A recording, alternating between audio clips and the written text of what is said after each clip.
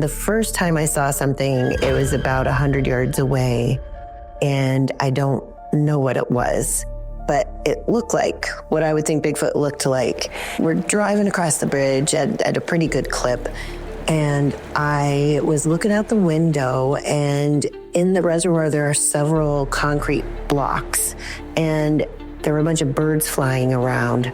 And that's what really caught my attention, because I've gone over that bridge hundreds, if not thousands of times, and never really saw that before. And then my eye was drawn to the left, to the shoreline, and something was standing there. And it seemed to be focused toward where those birds were flying, and it moved. So I knew it wasn't like a statue or anything like that. I yelled out, "I think I just saw Bigfoot," which was funny because I hadn't been into Bigfoot. I wasn't a Bigfooter or, somebody who thought about that much, if at all. I think I would have known if it was a bear, because I'm familiar with black bears, seen a lot of them in my life, and it was also holding onto a tree. Though I'm very, very convinced it wasn't a bear, but there is just the skeptical part of me, could it have been a large man in a Bigfoot suit or something? The probability isn't high, but there's still a possibility there. And I wish that I could go back in time and stop the car, see what it was. The driver didn't see it. My daughter was lying down in the back seat. She didn't see it. And it still bothers me because it's this feeling of not being able to trust your own eyes and not being able to trust your own judgment. And that is a feeling that's brought up over and over again with people that I interview, witnesses that I talk to. It's just a bad feeling.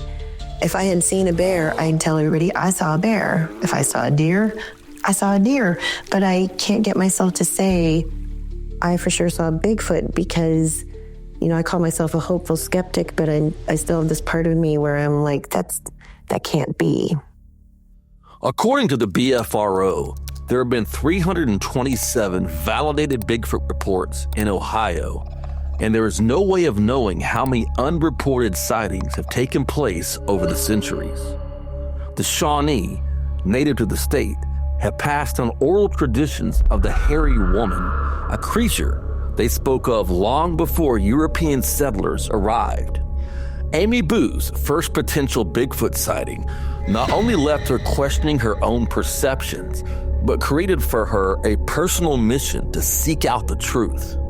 This newfound purpose led her to begin actively soliciting reports from others near her home in eastern Ohio.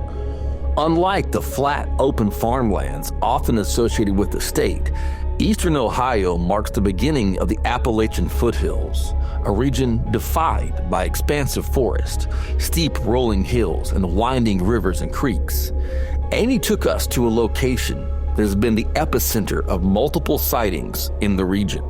So right now we're on the Greenway Trail near Lisbon, Ohio, and this is a place where you get a lot of reports throughout the years. Right here behind me, there was a family that was biking along the trail and had a dead stop, and they said that they say it was a Bigfoot coming through this cut right here up from the river, Little Beaver Creek, which is a wild and scenic river here in Ohio. And it walked, kind of stopped, saw them, turned around and retreated. And you had 4 people for that one. So you had a mom, a dad, a daughter, and a son that all had the same story. So it's always a really good sign when you have more than one witness.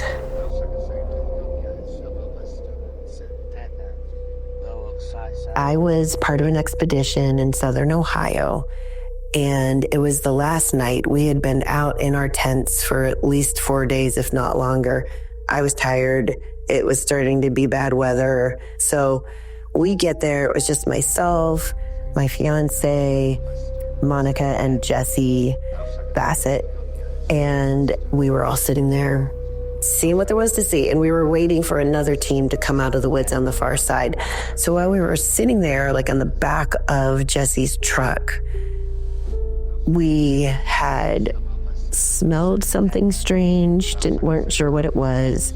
At the time, Jesse had a FLIR camera, and he was looking through it, and everything was just very chill. We're sitting there. It had started to misty rain, and he jumps up with his camera, and he's like, what is that? What is that? And he said, you got to look at this.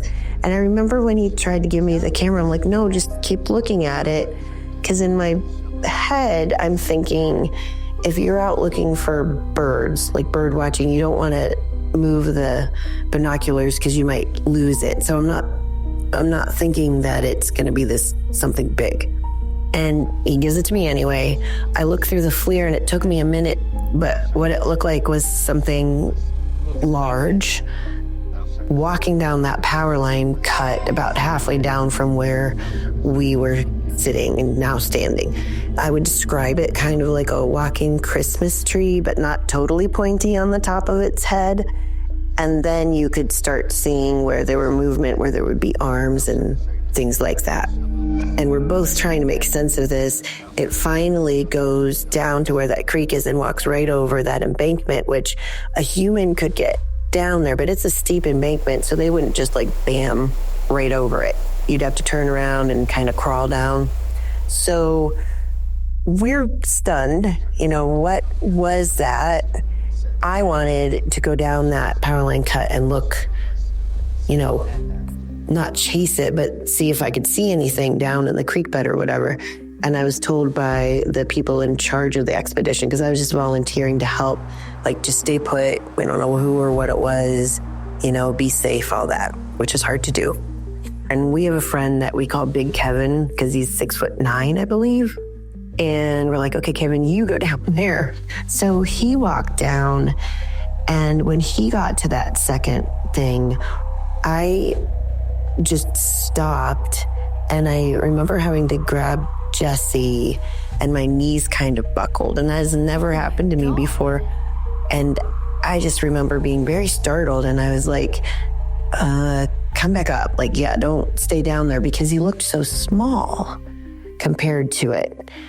And the impression that I got of how much larger the thing was we had seen than Kevin was a lot. Like, there was a big difference. And I'm like, well, that can't be true because Kevin's really tall. But it wasn't even so much how tall he was, it was how wide he was. So we did a couple of other experiments. They started holding it, like, how many fingers am I holding up? And we always got it right. We could see it all through the FLIR. We could see they had clothes on. We could see they were people. But what we had seen was just this big mass that was walking at a gate down that. After it all happened, we were thinking, like, could it have been a deer and we're seeing it from behind and its antlers? Like, that didn't make sense. A bird with big wings, that didn't make sense. Like, nothing, still to this day, nothing really makes sense when it comes to that. I do know that one of the reasons I still have doubt is that I found out later that there were a few people there who are hoaxers.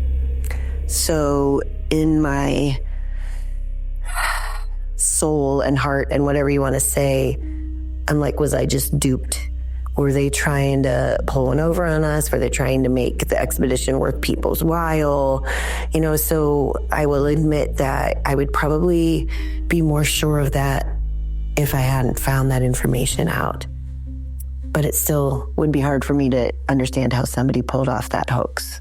Another one right along this area, it's a little further down. There were two cyclists who were from out of town. They're from Virginia. And they had come up this way. There was a little creek, like a side creek, and a little tiny bridge that went across. And they said something was hitting their helmets, and they realized that it was little rocks or pebbles. And they stopped, looked around, didn't see anything. So they continued on their bike ride for several miles, turned around, came back, and when they got to that same area, they both said that they saw a Bigfoot hunkered down in that side creek. So you have more than one report from cyclists. I'm sure there are more that we just haven't found out yet. Despite both of Amy's potential visual encounters with Sasquatch and the countless reports recorded by her personally, Amy was still confused by and cautiously skeptical of the existence of the creature. She became involved with some Bigfoot groups on social media, and this led her down a path that is almost by pure happenstance led her to co-found one of the most promising organizations that are currently conducting research on the Bigfoot topic. As we know, many of the scientists, anthropologists, and biologists that show interest in studying Bigfoot are ridiculed, shunned, and potentially driven from their jobs if they so much as mention the topic. As Amy explains, her group, Project Zoobook, has solved this issue by creating an anonymous platform where these interested professionals can come and discuss Sasquatch alongside other Bigfoot researchers. This grants both the scientists and the interested amateurs the freedom to combine their knowledge of primatology and the hard sciences with the on-the-ground findings of those actively in the woods. This single innovation is bringing us closer than ever before to resolving the great mystery that has persisted for centuries. In 2018, I had been on, perusing a Bigfoot Facebook group.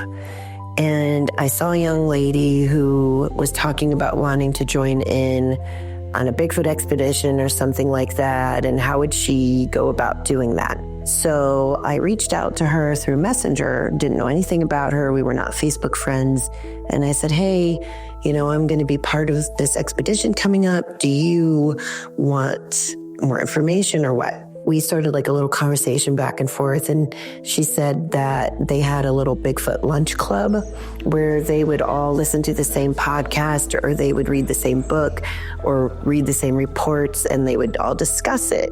And I was like, that's really fun because, I don't have that at my work. My coworkers put up with me and my Bigfoot stuff, but nobody else is interested. I don't have somebody to bologna sandwich and talk about Bigfoot with.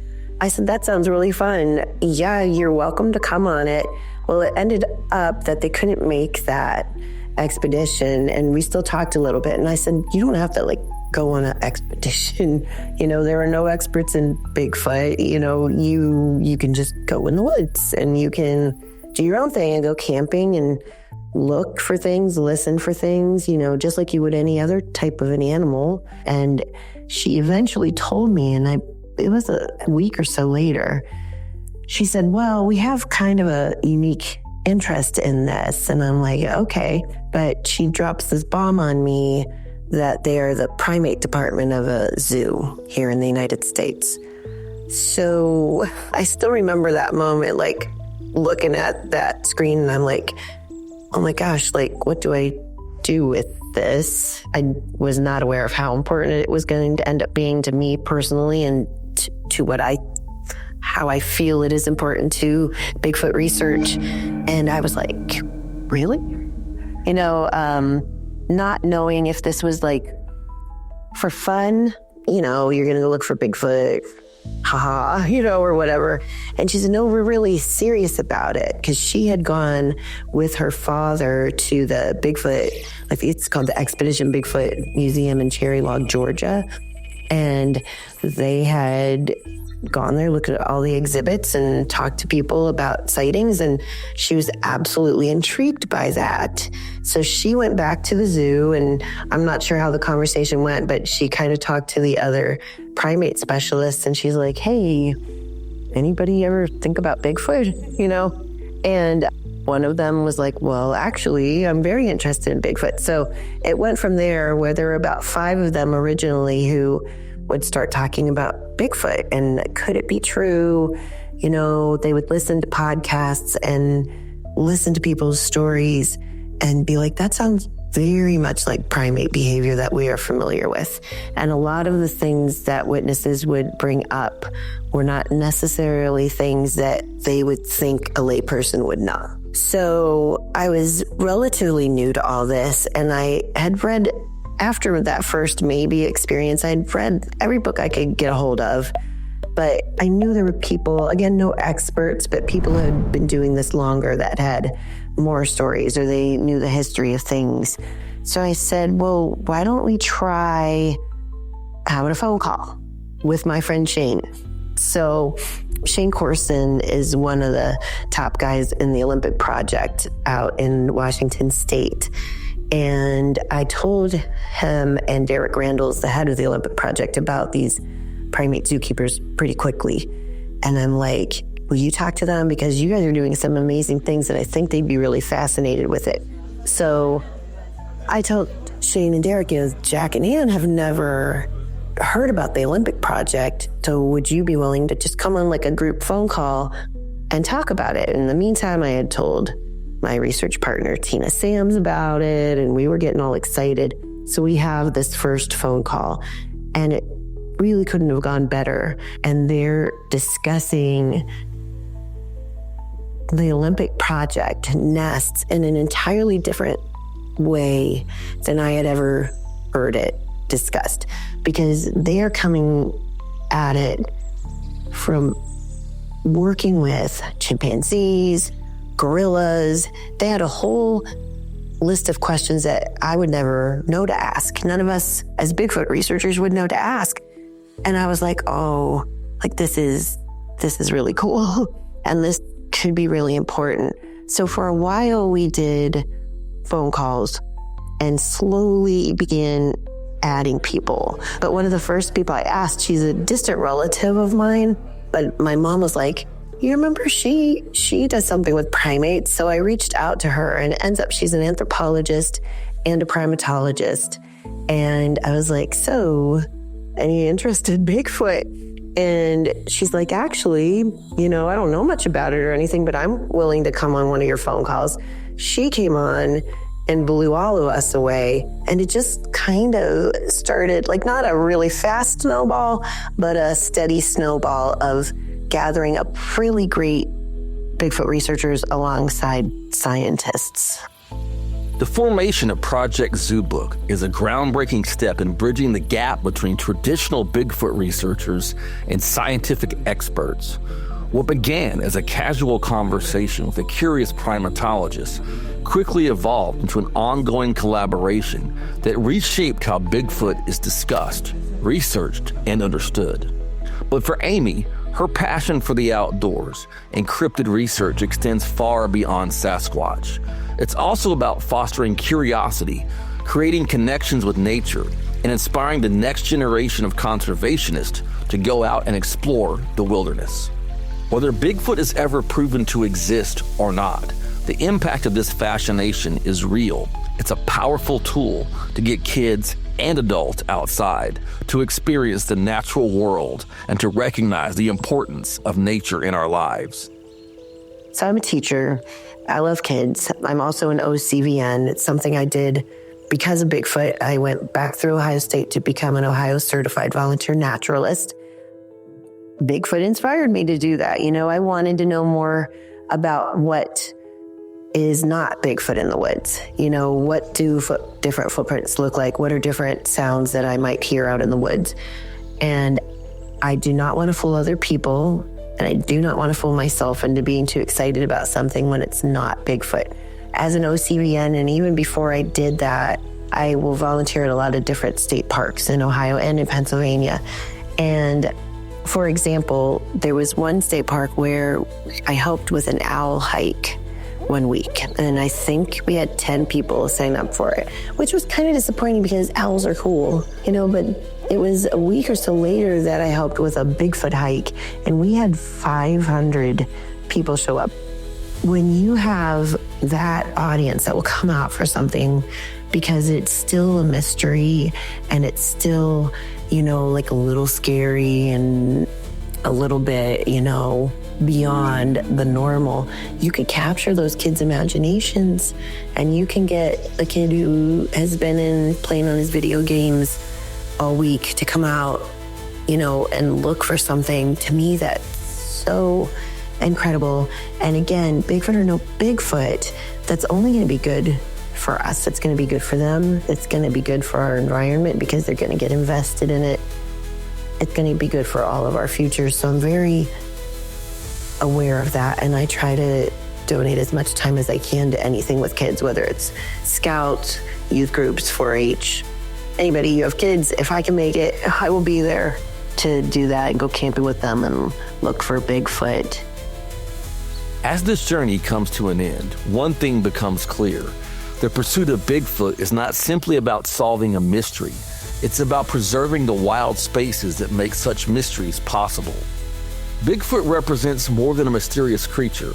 It symbolizes the untamed wilderness, the habitats that sustain countless species, and the ecosystems that need our protection. Through initiatives like Project Zoobook, Amy and her collaborators remind us of the critical connection between Bigfoot research and wildlife conservation.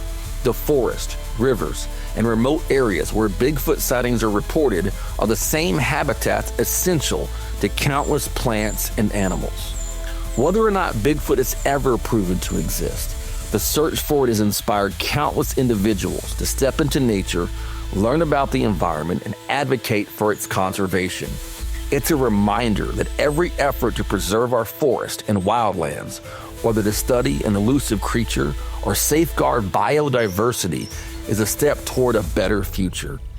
Bigfoot's greatest gift may not be its discovery, but its role as a symbol for conservation, urging us to protect the wild places that fuel our imagination and sustain life itself.